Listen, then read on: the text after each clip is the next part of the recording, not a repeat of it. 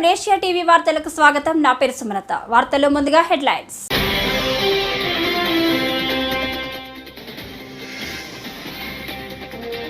పవన్ అంటే పవనం అనుకున్నారేమో, తుఫాన్ నరేంద్ర మోడీ.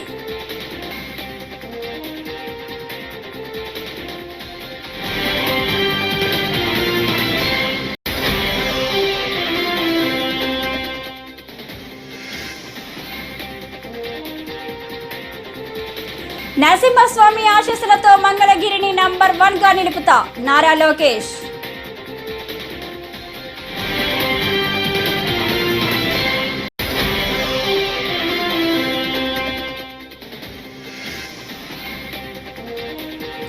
మోదీ దిశానిర్దేశంతో ఏపీలో 91% పైగా సీట్లు గెలుచుకోగలిగాం పవన్ కళ్యాణ్.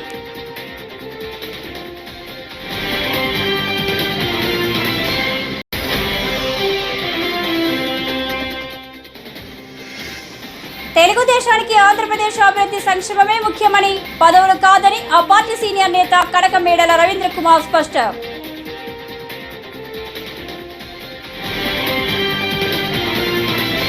ఇక డీటెయిల్స్ చూస్తే, పార్లమెంటు సెంట్రల్ హాల్లో ఎన్డీఏ లోక్సభ పక్ష నేతను ఎన్నుకునే కార్యక్రమంలో నరేంద్ర మోడీ ప్రసంగించారు.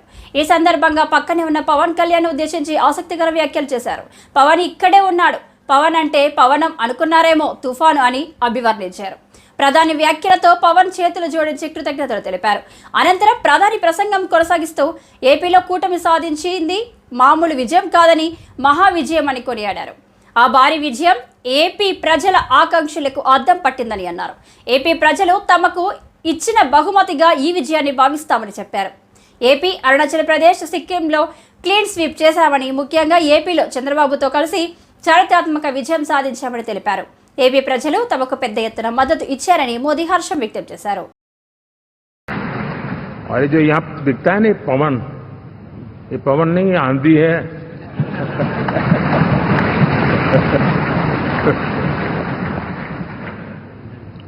आंध्र ने इतना बड़ा हमारे प्रति जनमत दिया है। हिंदुस्तान के लिए एक सामान्य मानवीय की विकास की जो जिजीविषा है, उसका प्रतिबिंब है। और ये जो यहां दिखता है ना पवन, ये पवन नहीं, आंधी है।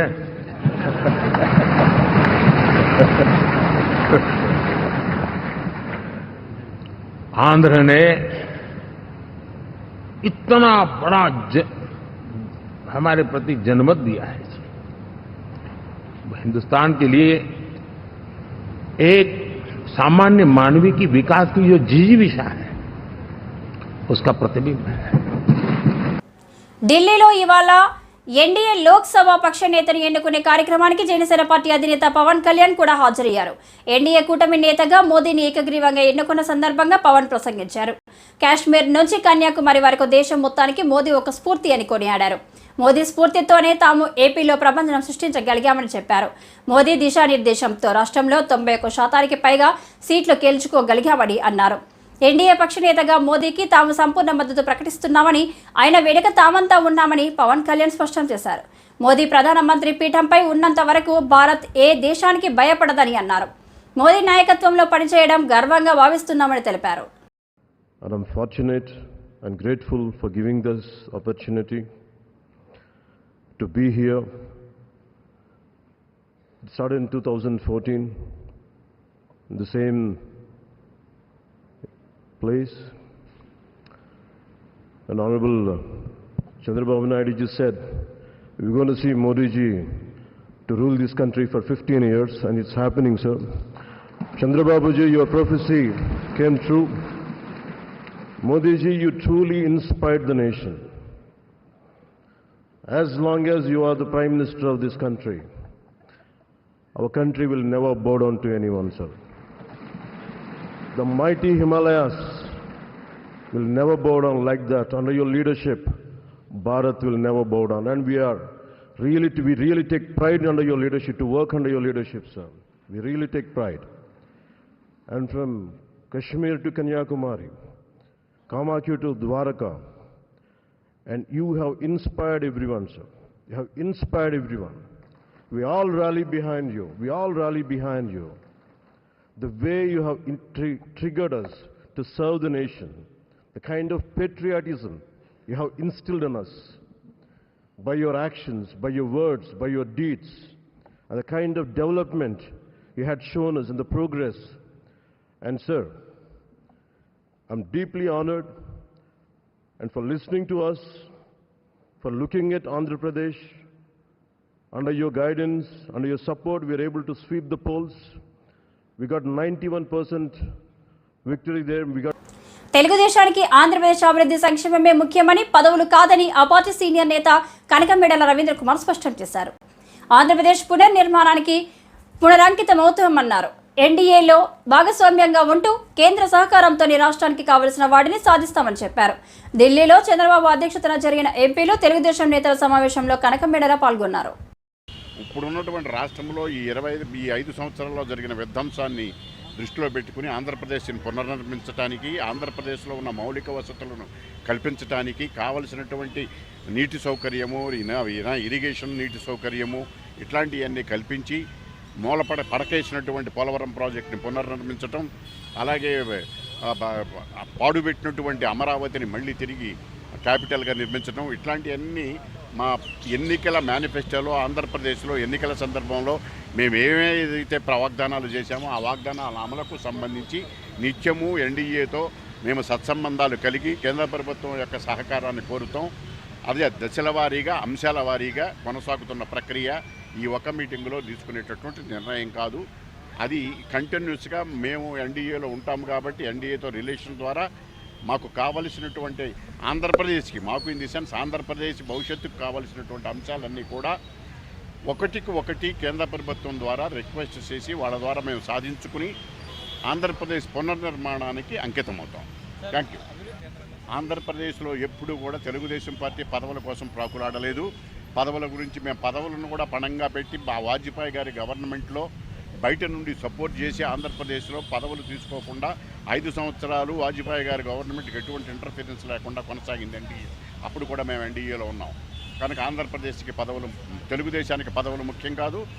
ఆంధ్రప్రదేశ్ యొక్క అభివృద్ధి, సంక్షేమం, ప్రజల యొక్క బాగోగులు, ఆంధ్రప్రదేశ్ యొక్క ఉనికిని కాపాడటం అనేటువంటి ప్రధానమైనటువంటి ఎజెండా. ఆ ఎజెండా కోసం మేము సకల చర్యలు తీసుకుంటాం. దాంతో అదే ఉద్దేశంతో ఎన్డీఏ కోఆర్డినేషన్లో మేము కొనసాగుతాం. నరసింహస్వామి చల్లని ఆశీస్సులతో మంగళగిరి నియోజకవర్గాన్ని అభివృద్ధిలో రాష్ట్రంలోనే నంబర్ 1గా నిలబెడతానని టీడీపీ జాతీయ ప్రధాన కార్యదర్శి నారా లోకేష్ అన్నారు. గురువారం ఆయన తన భార్య నారా బ్రాహ్మణితో కలిసి మంగళగిరిలోని శ్రీ లక్ష్మీ నరసింహస్వామి ఆలయాన్ని దర్శించుకున్నారు. ఆలయంలో ప్రత్యేక పూజ కార్యక్రమాలు నిర్వహించారు. ఈ కార్యక్రమంలో టీడీపీ శ్రేణులు కూడా పాల్గొన్నారు. కాగా ఏపీ అసెంబ్లీ ఎన్నికల్లో టీడీపీ ప్రధాన కార్యదర్శి నారా లోకేష్ మంగళగిరి నియోజకవర్గంలో రికార్డు స్థాయి మెజారిటీతో విజయం సాధించిన విషయం తెలిసిందే. మంగళగిరిలో 72 ఏళ్ల ఎన్నికల చరిత్రలో తిరుగులేని మెజారిటీ సాధించారు. తన ప్రత్యర్థి మురుగుడు లావణ్యపై ఏకంగా 91,413 ఓట్ల మెజారిటీతో గెలిచారు. దీంతో 1952లో మంగళగిరి నియోజకవర్గానికి జరిగిన తొలి ఎన్నిక నాటి నుంచి ఇప్పటి వరకు అత్యధిక మెజారిటీ సాధించిన ఎమ్మెల్యేగా ఆయన నిలిచారు.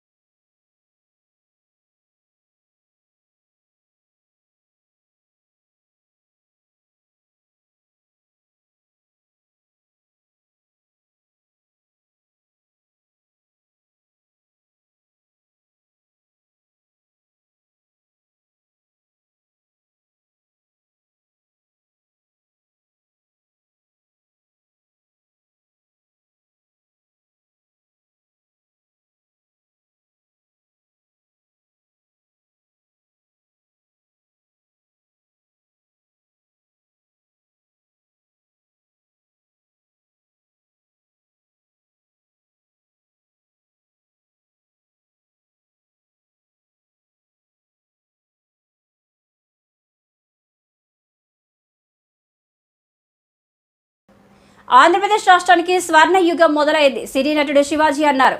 తెదేపా అధినేత చంద్రబాబు, జనసేన నాయకుడు పవన్ కళ్యాణ్ ఆధ్వర్యంలో రాష్ట్రం ప్రగతి సాధిస్తుందని ఆకాంక్షించారు. తిరుమల శ్రీవారిని శివాజీ దర్శించుకున్నారు. శుక్రవారం వీఐపీ ప్రారంభ విరామ దర్శన సమయంలో ఆయన స్వామివారి సేవలో పాల్గొన్నారు. అనంతరం మీడియాతో మాట్లాడారు.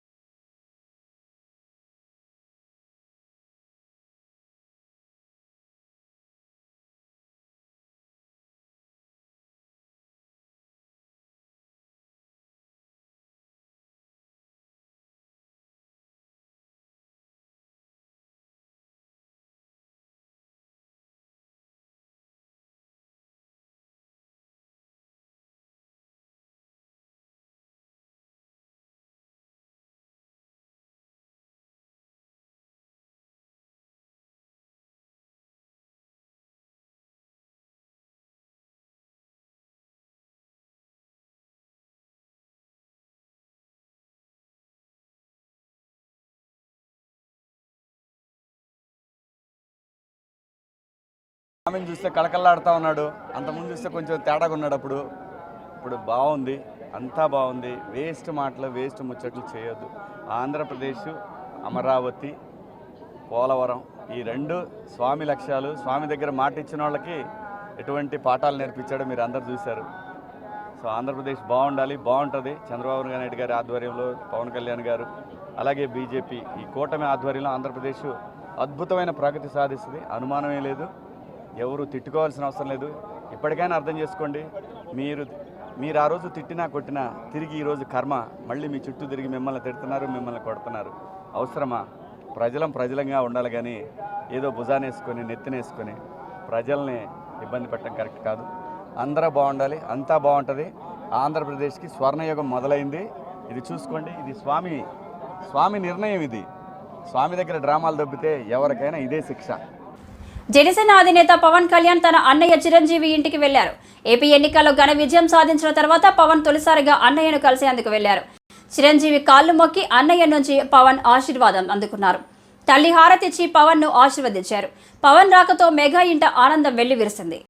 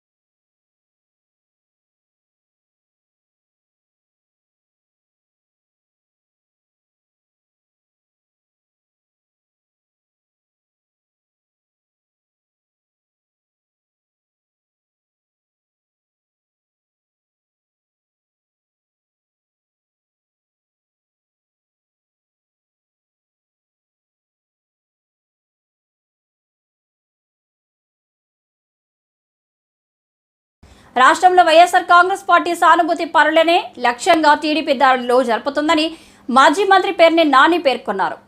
ఎన్నికల ఫలితాలు వెలువడ్డాక రాష్ట్ర వ్యాప్తంగా టీడీపీ అరాచక చేష్టలకు దిగిందని ఆయన ఆగ్రహం వ్యక్తం చేశారు. ఎన్నికల ఫలితాల అనంతరం రాష్ట్రంలో జరిగిన దాడులు, అల్లర్లపై వైఎస్ఆర్ కాంగ్రెస్ పార్టీ నేతలు గురువారం సాయంత్రం గవర్నర్ అబ్దుల్ నజీర్ ఫిర్యాదు చేశారు. వైఎస్ఆర్ కాంగ్రెస్ పార్టీ నేతల బృందానికి రాజ్యసభ ఎంపీ వైవి సుబ్బారెడ్డి నేతృత్వం వహించారు. అనంతరం పేర్ని నాని మీడియాతో మాట్లాడారు. పెద్దలందరూ కూడా గవర్నర్ గారిని కలవచ్చడం జరిగింది. కౌంటింగ్ అయిపోయిన తర్వాత, ఎన్నికల లెక్కింపు అయిన తర్వాత ఈ ఆంధ్రప్రదేశ్ రాష్ట్రంలో జరుగుతున్నటువంటి బీహార్ తరహా కిరాతకాలు, బీహార్ తరహా హింసా రాజకీయాలు ఇవన్నీ కూడా గవర్నర్ గారి దృష్టికి తీసుకెళ్తామైంది. ఎన్నికలు ఒక పక్క జరుగుతుంటే ఎన్నికలు సంపూర్ణంగా పూర్తవకుండానే మధ్యాహ్నం నుంచి తెలుగుదేశం పార్టీ గూండాలు ఏ రకంగా ఇళ్లపై దాడులు చేయటం, ఇళ్లు తగలబెడతాం, ఇంట్లో ఫర్నిచర్ ధ్వంసం చేయటం, మనుషుల్ని కిరాతకంగా కొడతాం, ఇళ్లలోకి వెళ్లి ఆడవాళ్ళని హింసించటం, కార్లు ధ్వంసం చేయటం, కార్లు తగలబెడతాం, ఆస్తులు నాశనం చేయటం, భయభ్రాంతులకు గురి చేయటం.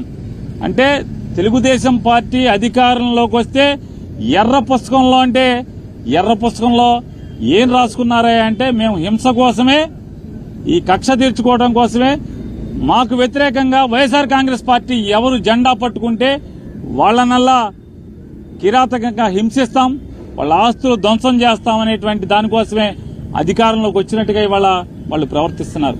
ఇవన్నీ గవర్నర్ గారికి చెప్పినప్పుడు ఆయన ఆశ్చర్యపోయారు. ఏంటి ఇంత కిరాతకంగా జరుగుతుంటే పోలీసు పట్టించుకోవట్లేదా అని చెప్పినారు. వాస్తవం సార్, ఇది ఒక్క ఎఫ్ఐఆర్ కూడా నమోదు కావట్లేదు. వెళ్లి పోలీస్ కంప్లైంట్ ఇచ్చినా, ఫోటోలతో వీడియోలతో ఇచ్చినా కూడా ఆ వీడియోలన్నీ కూడా గవర్నర్ గారికి ఇవ్వడం జరిగింది. ఇంకా ఎక్కడెక్కడైతే జరుగుతున్నాయో అన్నీ చెప్పడం జరిగింది. ఆఖరికి ఈరోజు మీతో రాయలసీమ కరువు పరిష్కారానికి శ్రీశైలం ప్రాజెక్టు జీవితకాలం పెరగడానికి సిద్ధేశ్వరం అలుగు నిర్మాణం చేయాల్సిన అవసరం ఎంతైనా ఉందని రాయలసీమ సాగునీటి సాధన సమితి అధ్యక్షులు బొజ్జ దశరథరామిరెడ్డి స్పష్టం చేశారు. గురువారం నంద్యాల సమితి కార్యాలయంలో సిద్ధేశ్వరం అలుగు 8వ వార్షికోత్సవ కరపత్రాలను సమితి కార్యవర్గ సభ్యులు విడుదల చేశారు. సమితి ఉపాధ్యక్షులు వైఎన్ రెడ్డి, ఏరవ రామచంద్రారెడ్డి పాల్గొన్నారు. ఢిల్లీలో రైతుల యొక్క మద్దతుకు, అంటే భారతదేశంలోని అన్ని రైతు సంఘాలకు మద్దతుగా ఈరోజు రాయలసీమ సాగునీటి సాధన సమితి మద్దతు తెలుపుతున్నాం. ఎందుకంటే ఈరోజు సాగునీటి విషయాల్లో రాయలసీమకు ఎంతో అన్యాయం జరిగింది. దసరారెడ్డి గారు చాలా చెప్పారు. చిన్న ఎగ్జాంపుల్, ఎందుకంటే మనం నంద్యాల వాసులం కాబట్టి ఈయన్నే మన అలగనూరు ప్రాజెక్టు ఏమైందో మీకు ఎంతో తెలుసు. 3 టీఎంసీలు ఉన్న ఎండాకాలం, ఇలాంటి ఎండాకాలంలో మనకు సాగునీరు ఇటు కడప వరకు పోయేది. ఎక్కడన్నా పైర్లు ఉంటే ఆ పైర్లు కూడా అందేది. ఈరోజు చిన్న 75 లక్షల ఒక వర్క్ను కూడా ఈరోజు చేయలేని ప్రభుత్వములు ఉండే పరిస్థితులు ఉన్నాయి. ఎందుకంటే గతంలో చాలా ఎందుకంటే రాయలసీమకు నా సాగునీటి సేవలు చాలా అన్యాయం జరిగింది. అంటే కేసు కెనాల్కు ఎస్ఐ మన గుండ్రేవులు తయారు చేయాలి. అట్లాగే మొత్తం రాయలసీమకు సిద్ధేశ్వరాలు తయారు చేయాలి. ఈ విషయంలో ప్రభుత్వం, వచ్చే ప్రభుత్వం అయినా సరే నిధులు కేటాయించి పూర్తి చేయాలని కోరుకుంటే అవకాశం ఇచ్చిన అందరికీ ధన్యవాదాలు తెలుపుతున్నాం. మహాకూటమి తరపున పోటీ చేసి చారిత్రాత్మకమైన విజయం సాధించిన అందరికీ అఖిల భారతీయ ముదిరాజ్ మహాసభ తరపున అభినందనలు తెలియజేస్తున్నామని అఖిల భారతీయ ముదిరాజ్ యువజన అధ్యక్షుడు కేసరి మహేంద్ర చెప్పారు. విజయవాడలో శుక్రవారం ఆయన మాట్లాడుతూ రాష్ట్రంలో 50 లక్షలకు పైగా జనాభా కలిగి ఉన్న ముదిరాజుల సంక్షేమం కోసం కూటమి ప్రభుత్వం ప్రాధాన్యత కల్పించాలని కోరారు. ఈరోజు ఆంధ్ర రాష్ట్రంలో ఎండాకాలం పోయి వర్షాకాలం వచ్చినట్టు కొత్త ప్రభుత్వం ఏర్పడింది. ఈ యొక్క కొత్త ప్రభుత్వం ఏర్పాటు చేసినటువంటి చంద్రబాబు నాయుడు గారికి, పవన్ కళ్యాణ్ గారికి, పురంధేశ్వరి గారికి మా యొక్క ముదిరాజ్ మహాసభ తరఫున ప్రత్యేక శుభాకాంక్షలు తెలుపుతున్నాము. అంతేకాకుండా ఈ ఆంధ్ర రాష్ట్రంలో ఎంతో 5 సంవత్సరాలలో మా ముదిరాజ్ కార్పొరేషన్ ఏర్పాటు చేసినప్పటికీ ఎటువంటి మా ముదిరాజులకు కూడా లాభం చేకూరలేదు. కాబట్టి ఈ ప్రభుత్వం వారు ఖచ్చితంగా మా ముదిరాజులను గుర్తిస్తారని చెప్పేసి మాకు ఆశగా ఉంది. అంతేకాకుండా దాదాపు 40 లక్షల పైచిలకు ఉన్నటువంటి ముదిరాజ్ జనాభా ఆంధ్ర రాష్ట్రంలో వీరు దాదాపు ఒక 15 నుంచి 20 లక్షల ఓటర్లు ఉన్నారు మా ఆంధ్ర రాష్ట్రంలో. ఈసారి మా ఓట్లే చాలా కీలకంగా మారాయని చెప్పేసి కూడా మేము గర్వంగా చెప్తున్నాము. అంతేకాకుండా ఈ ప్రభుత్వంకి మేము శుభాకాంక్షలతో పాటు ఒక చిన్న డిమాండ్ అనుకోండి, లేదా మాకు ఒక రిక్వెస్ట్ అనుకోండి. మాకు ఈ ఎన్నికల్లో పోటీ చేసే స్తోమత మా కులస్తులకు ఎక్కడా కూడా లేదు. రాజకీయంగా, ఆర్థికంగా, విద్యాపరంగా కూడా చాలా వెనుకబడినటువంటి కులం మా ముదిరాజ్ కులము. కాబట్టి ఈ ప్రభుత్వం వారు మమ్మల్ని గుర్తించి మాకు నామినేటెడ్ పోస్టులు కానీ, రాజ్యసభలో కానీ, చట్టసభల్లో కానీ, ఎమ్మెల్సీలుగా కానీ, చైర్మన్లు కానీ మా ముదిరాజుల కులస్తులను గుర్తించి వారికి కేటాయించవలసిందిగా ఈ సభాముఖంగా నేను కోరుతున్నాను. అంతేకాకుండా ఈరోజు చూసినటువంటి ఎన్నికల్లో చూస్తే ప్రతి ఒక్కరు కూడా ఘన విజయం సాధించారు. వారందరికీ కూడా మరొక్కసారి ప్రత్యేక శుభాకాంక్షలు. ప్రభుత్వ ప్రైవేటు ఆస్తులను, శిలాఫలకాలను ధ్వంసం చేసిన వారి పట్ల కఠినంగా వ్యవహరిస్తామని శుక్రవారం జిల్లా ఎస్పీ మల్లికా గార్గ్ హెచ్చరించారు. కలెక్టరేట్లో మాట్లాడుతూ సమస్యాత్మక గ్రామాల్లో సీసీటీవీలు ఏర్పాటు చేసి బందోబస్తు నిర్వహిస్తున్నట్లు తెలిపారు. లెక్కింపు అనంతరం ఆయా గ్రామాల్లో గొడవలు జరగకుండా అవగాహన కల్పిస్తామని అన్నారు. గత 15 రోజుల్లో పల్నాడు జిల్లాకు మంచి పేరు వచ్చిందన్నారు. విలేజెస్లో ఇలాంటి సెన్సిటివ్ విలేజెస్లో సీసీ కెమెరా ఇన్స్టాలేషన్ ఇప్పుడు పెంచుకోవడం కూడా జరుగుతుంది. బికాజ్ ఇట్లాంటి ఇన్సిడెంట్స్ జరిగినప్పుడు so that we have evidence to detect the cases. Patrolling కూడా జరుగుతుంది. పీస్ మీటింగ్స్ కూడా జరుగుతున్నాయి.